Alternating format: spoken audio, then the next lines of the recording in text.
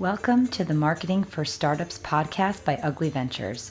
I'm your host, Victoria Hajar, and the co-founder at Ugly Ventures, a place where entrepreneurs like you can find the tools and capital to grow your business. I'm so excited you're here. Let's dive into today's episode. Hello, and welcome to today's episode of the Marketing for Startups podcast. Today, we're talking about the number one thing you can do to make selling easier. And I've been going through a series for the past couple episodes talking about the go-to-market strategy and how important that is for your business, whether you are launching a new product or you've been in business for a while and just simply haven't gained the traction that you wish you had. So going through building and executing a detailed go-to-market strategy is incredibly helpful for laying the foundation for all of the sales and marketing that you do in your business, which will in turn get you better results.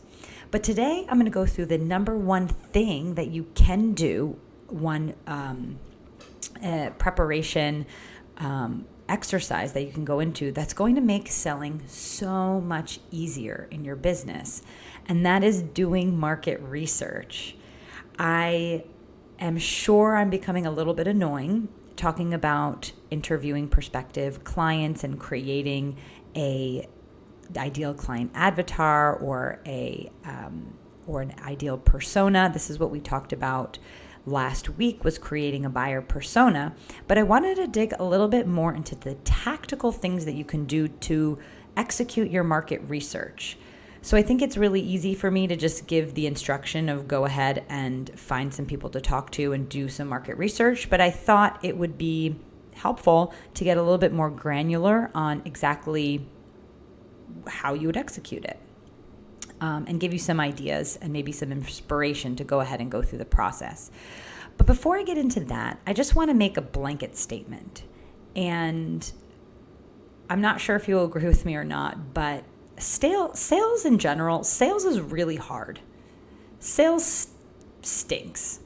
You know, as I think a lot of us really enjoy the creation process as entrepreneurs, the creative process, and there's so much fulfillment and joy we get out of just doing the thing that we do for our business. But again, if you don't make sales, you don't have a business. And especially for women, I think it's really hard for us to get over the barrier of going in for the ask. And I believe a lot of times this is due to the fact that we have not developed strong enough messages that are going to pique the interest and connect with our prospects. And this is a process, absolutely a process. And I want to share a little bit about my own journey because this started for me about 3 years ago. And I've been gathering intel on my target client for years. And I've been able to see an increase in my success and my revenue, although of course, a slow process, especially after last year. But I've been able to see the success because I've been able to hone in more deeply on the needs of the client. And the market research, the way that I've been performing market research, and if you know me at all, if you're a personal friend or if you've followed me at all, I've been a community leader here in Miami in South Florida for years across different communities. I used to be the chapter lead for Fem City, which is a network of female entrepreneurs and just women in business. And I led that for a year and a half. And most recently, I'm chapter lead SoCal South Florida chapter, community leader here with my co-lead, Linda Andrews of Lila Life. And together we rally together founders and also funders and investors in this part of the country to help nurture and grow the entrepreneurial ecosystem here. So it's a world that I've been in for a while, but the motivation behind joining these communities and leading these communities actually was very selfish, 100% market research, 100%. What I found in the process is just a deeper desire and passion to help female entrepreneurs. And that's really changed the trajectory of my consulting work that I do. And it's always a process, but I've been able to really learn a lot from having these conversations with the community. And so that's really the first step that we're going to go into with the market research, is really how to find the people that you're going to be interviewing and performing this market research on. And by no means am I suggesting that it will take years for you to do your market research, although you kind of always need to be going through this process, because listening to your customers and listening to your community social listening is incredibly important for developing new products and pivoting your messaging and understanding what content resonates. But if you're at the pre-launch stage, I'm going to sort of talk a little bit on this. So obviously we go through market research because it's the best way to determine your product market fit, right? And you're going to want to have a clear understanding of your product market fit before you launch your product. That's the best case scenario, right? Because there's nothing worse than just pouring your heart and soul into building a product or service over many months or even many years, and then no one buys it, right? Knowing who our customers are, who our potential customers are, is just going to save us such large amounts of pain and frustration. And all it really takes is doing this work in the front end. So how do you find people to interview? I think community is a really good place to start. And there's a lot of ways in which you can find community. You can find it physically out there, although now with COVID, it's not so easy to go do networking like we used to. And I'm not sure if that's ever going to come back like it used to, at least the next couple of years, which is pretty sad and a hard thing to think about. But there are a lot of other areas, a lot of social platforms where you could find your potential clients. And the really important thing to remember here is not to sell. You're just gathering information. So what do I mean by this? Facebook has millions of groups, special interest groups across so many different niches. There's without a doubt a way that you're going to be able to find your potential customers with your key kind of psychographic, demographic properties inside a group on Facebook, or you can even look at LinkedIn. Twitter also has different groups, as well as Pinterest has groups as well. There's a lot of different ways where you can find groups. And what you need to do is find the groups that you feel will be relevant to you and your business, and just get inside the group and start getting a feel for is this an active group? How does the conversation flow? And once you sort of start building some genuine connections, you can start asking questions, posing questions to the group, not in a salesy way, because a lot of these groups have some caveats that you can't sell or do self-promotion. So definitely be aware of what the guidelines are for the group when you join it. But there are tons of opportunities for answering these open-ended questions. So I had said at a previous episode, like a really good strategy is sending out surveys, right? But maybe you don't have a list of people to sell them to, or maybe the people that are in your circle are not your potential clients, right? So these groups are a great way to utilize social media to sort of push through these survey questions as a post. You don't have to post all the survey questions at one time. I would suggest, doing one a day for a couple weeks and trying to get a conversation going around certain topics. But you're going to want to screen the groups first to actually see if they're active or not, because there's so many groups out there that people just let sort of die. So that would be the first strategy, is going into groups in Facebook and Twitter and LinkedIn and being social, being genuine, not doing hardcore self-promotion, but just leading with genuine curiosity and getting feedback that way. The next strategy is going through, if you've determined a prospect list, as you're building your business. For me, I have an ongoing list of over 100 female entrepreneurs that I follow on LinkedIn, and I message and I build relationships with founders and funders. And this is something that I've done for many years.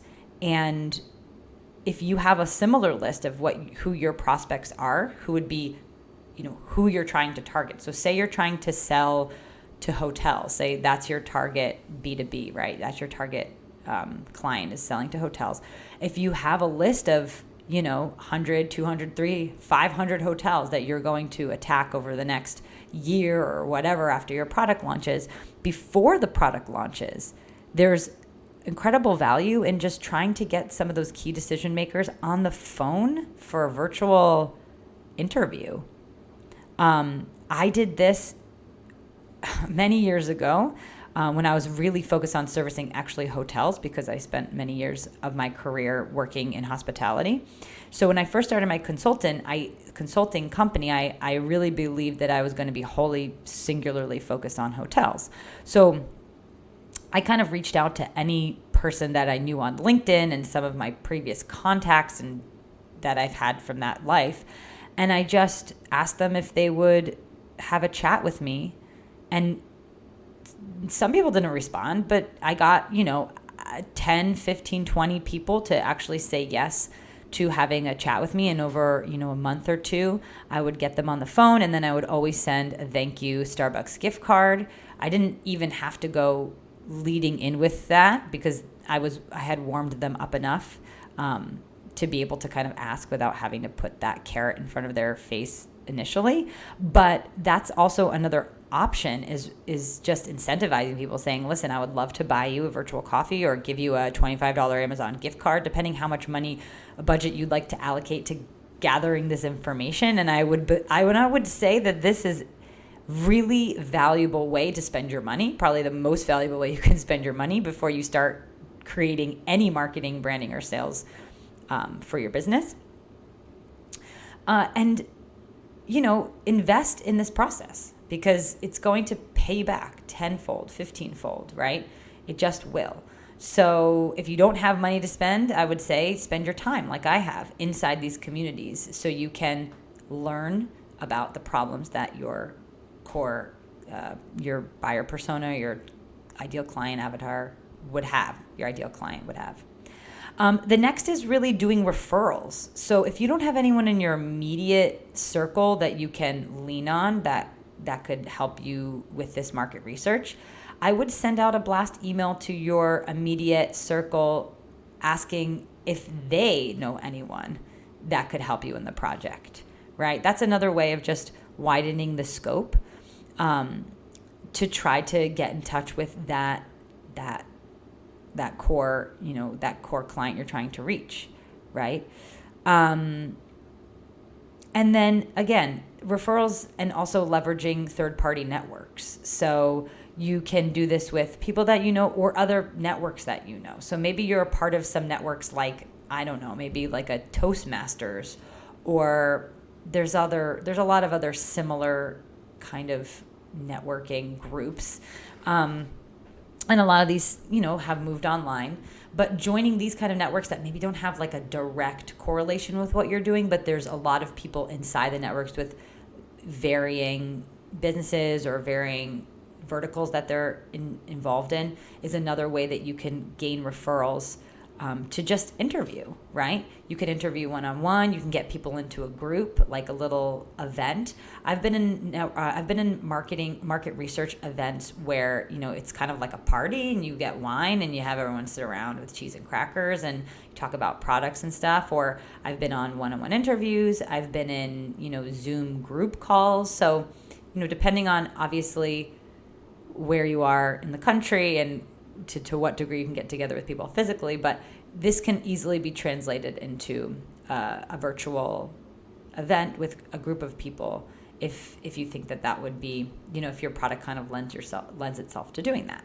So here's so these are kind of a bunch of ideas of how you can find people to interview. And so the next process is really, how do you get people to actually say yes to talk to you? So I think you'd be surprised that people will be like more willing to give you their feedback, especially if it's not,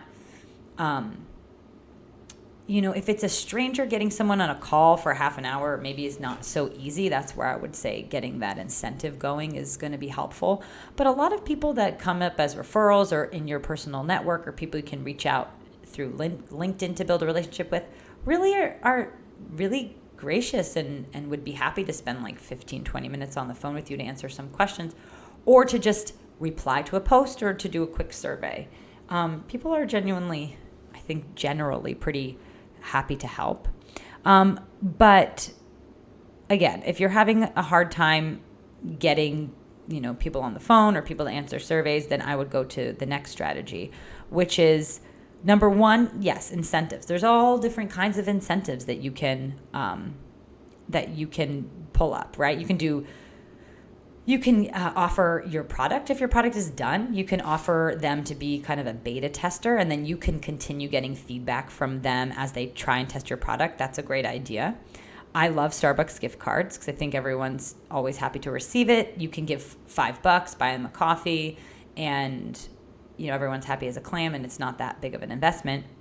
I've seen people do Amazon gift cards. I've seen people do giveaways of bigger things like things worth $100 or whatever. Like if they finish that survey or get on that call with you, they're entered to win X, Y, and Z. That's a really good strategy as well. And I see people doing this just yesterday. If you listen to the School of Greatness podcast, which I absolutely adore, they have this mini advertisement at the end where they're giving away $25 gift card or $100 gift card a week to people just for answering a survey because they're smart. They're doing this process as well. And even though this School of Greatness podcast is on to episode, 5,000, and they've been doing this for so long, Lewis Howells, I think is his name, understands the importance of getting that feedback because he wants to create content and build his business around what people want. And the easiest way to figure out what they want is by asking them. So incentives are really great. The number 2 tip is not to be salesy. Be incredibly gracious because you should absolutely be respecting people's time. Of course, time is very precious. But again, people are generally very happy to help. But be gracious. Do not make this a sales call. It is an informational call. It is a friendly call. You try to add as much value as you can to the person that you're talking to. Any way that you can be reciprocal is really encouraged. The next thing that is really important to think about is making it very easy to organize. So I would suggest using like a program like Calendly or one of these scheduling tools where you can just kind of send a link. They can pick the time that works best for you. They click and book it themselves, and then they get all the automated reminders and all that stuff. Make it really, really easy. The last thing that you want to happen is to be going back and forth scheduling something with, for this informational session and being a pain in the butt, because people are going to kind of go into the process feeling a little bit annoyed. So get yourself a scheduling tool, make it easy as pie to schedule these informational calls. And the 4th is set a target number. So I suggest setting a target between 50 and 100 people to talk to. And they don't have to be actual interviews. This could be just, getting into a conversation on a social media post or getting surveys done. But I would have a target because you may feel like really happy about yourself after having like 1 or 2 conversations. But the real juice, the real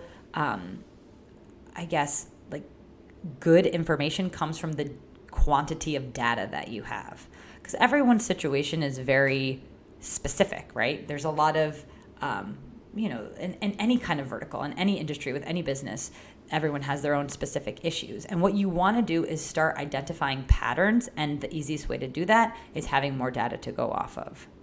So that's my suggestions for how to get people to talk to you. So the last thing I wanted to go over is once you get them to talk to you, what are some of the questions that you're going to want to ask them? What would be really helpful if you're trying to get into the mind, the psychology of this buyer, this potential client? That's really going to help you craft your sales and marketing messages and build your brand around the needs of the client.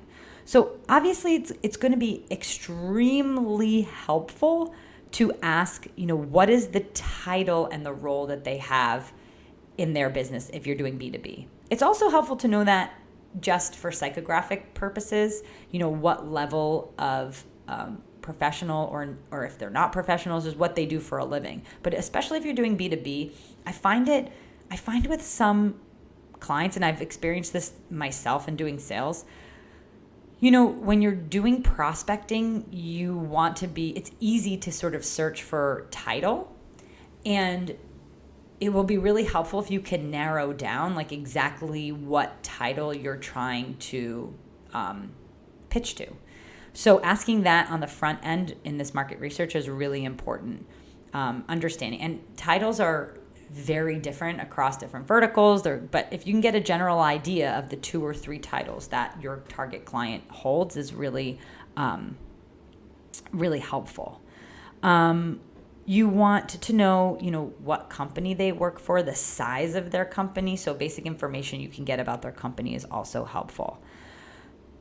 The number 3 thing, and I'm going to have this list in the show notes. You can just kind of copy and paste it if you want to. If you go to uglyventures.com/podcast, you can find this episode, which is episode number 27.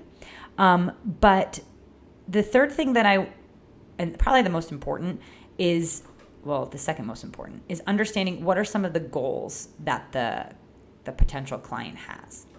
So if we're doing B2B sales, this would mean, what are their quarterly goals or their yearly goals that have been set out by the CEO or the company. If you're talking directly to the founder, they should probably have a mouthful to share on, what are their goals for the company. But if you're doing more like a lifestyle product or B2C, talk to this prospect about what are their personal goals, what are their lifestyle goals. Talk about health, talk about finances, talk about money, I said finances, money, but you get the idea. It's about really getting into the psychology of this person, what is it that they desire, right? This is going to be really super important when we craft the sales and marketing messaging. The next thing is, what are the challenges that they have? So we know what their goals are, but what's stopping them from getting there? And this is really the juicy part. Because I think, and I've been so bad at this for many years, I think I'm definitely still working this out, and you could see, I'm working this out every time I put a podcast into the world, trying to figure out what content I can create that's going to be the most helpful, right? And I've had these conversations. I understand what the challenges are, but it's about the wording of it, right? That's where the real art comes in. So you can hear someone's pain point and challenge, but then you have to translate that into a headline for a blog post or a headline for a podcast episode, and translate that into the exact phrases and stuff that's going to connect that buyer, right? Connect the problem and the solution that your product offers. And so that's why I say using direct quotes is really great, but sometimes that doesn't make sense for a headline, for example. But understanding the challenges of your target client there is so powerful. And before I went on that rant, I was saying, before I went into the community, doing this research in the community that I've been doing for all this time, you kind of live in a bubble thinking that you know what the challenges are of the target client, but not until you actually talk to them. A lot of times there's a lot of really surprising things that come up, things that you don't think about, especially if that target client doesn't live in your entrepreneurial world, in your entrepreneurial startup bubble. So goals and challenges, really, really important. The next thing I would love for you to ask, or the things that I love asking in this process, is asking the prospect, how do they learn? How do they search? So, do they use Pinterest? Do they do Google searches? Do they search on social media? How do they learn? Do they learn through books? Do they read magazines? Do they read blog posts? If so, what blog posts do they read to solve their problems or to help them achieve their goals? What personalities do they follow? So important for gaining inspiration, ideas on content, but also understanding how to advertise. right? How to leverage audiences that exist with other product, services, personalities, and bring those people to look at your brand. So asking that question is really important. The next question, this is number 6. So I've gone through 6 questions now. This is the 6th one. I haven't been telling you the number of them, but again, you can copy and paste them from the show notes. Is understanding their personal background. I really like to go, this is sort of the demographic thing, right? It's like, did you go to college? Do you have kids? Are you married, unmarried? These sort of basic things are helpful. And again, the more that you have, the patterns that you'll get to see, it is helpful. So understanding a little bit of that also will help you glean more insights around the goals and the challenges that they have. And then shopping preferences. How do they shop? Right? This is so important. What is the process? If it's B2B, what's the process for bringing on a new product or service in the business?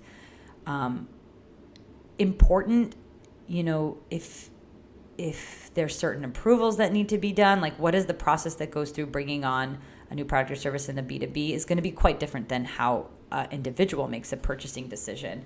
But is your product something that even on a B2C side that usually people need to talk about with a spouse or something? Is the cost so high that there's a deliberation process, or is it a less expensive item that, sometimes it could be an impulse buy, something like that.